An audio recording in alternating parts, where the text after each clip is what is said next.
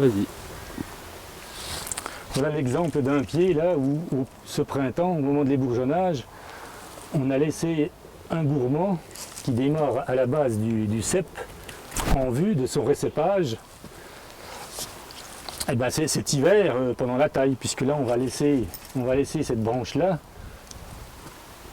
et on va peut-être laisser, on va quand même en laisser une ou deux sur le cep plus haut ici, de façon que le jeune rameau prenne de la force. Et l'année prochaine, une fois qu'il aura bien grossi, on va pouvoir venir couper ce cep et reformer un nouveau cep. Cette année, on va essayer de tout couper, mais on va peut-être par exemple garder cette branche ici qui va quand même alimenter le tronc pendant que celui-là va grossir et prendre sa place. Et l'année prochaine, par contre, on va tout couper là-haut sur la tête de souche et on va venir couper ici. C'est-à-dire que le recépage ou le fait de couper le tronc, on va le faire en deux temps. On va le couper ici une fois plus haute, de façon à laisser le cône de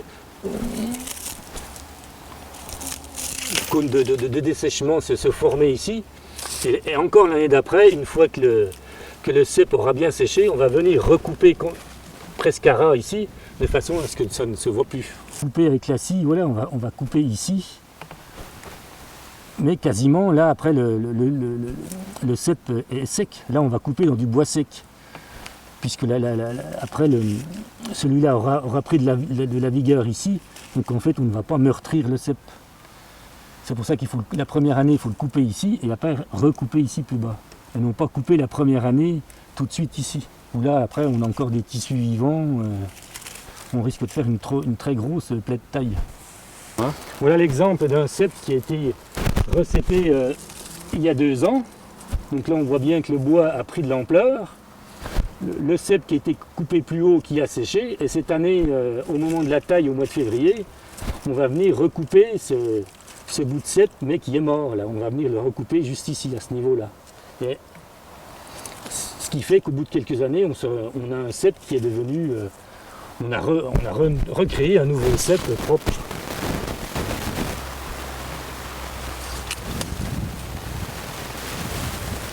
Là, c'est un cep qui est encore un peu plus âgé, mais sur lequel on a réalisé la deuxième coupe, de façon à se retrouver avec un tronc relativement propre et homogène.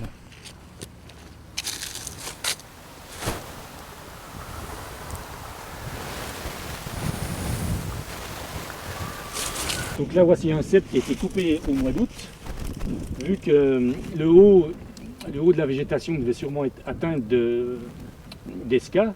Donc il a été coupé. Ce printemps, on va passer pour remettre le tube PVC bien autour du cep, de façon que les gourmands qui vont se développer à la base poussent bien droit et qu'on ait des rameaux qui viennent tout de suite dans le palissage sans partir en travers dans le rang.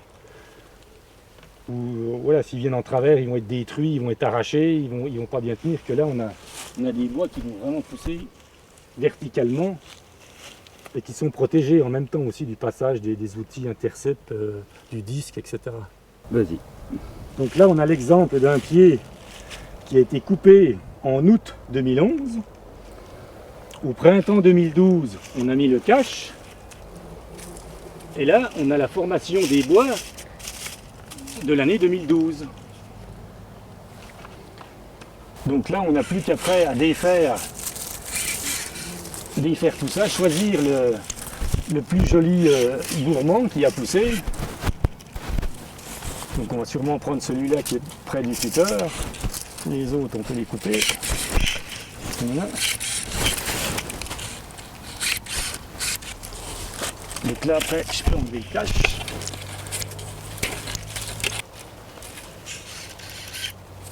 Et là, dès la deuxième année, on peut tout de suite reformer le cep et lui faire une baguette. Et notre pied, il est sauvé. Et il va tout de suite reproduire une récolte quasi normale. Et l'année d'après, une fois que le cep là aura bien séché, on va venir recouper juste au-dessus du départ du gourmand, de façon à laisser un pied, un cep propre.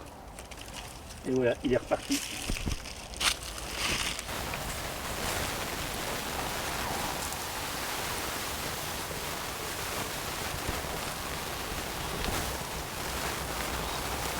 on va quasiment plus rien voir là. D'ici quelques années, on voit que ouais, ça va se manger en fait. Ça va être mangé par la pousse du pied là.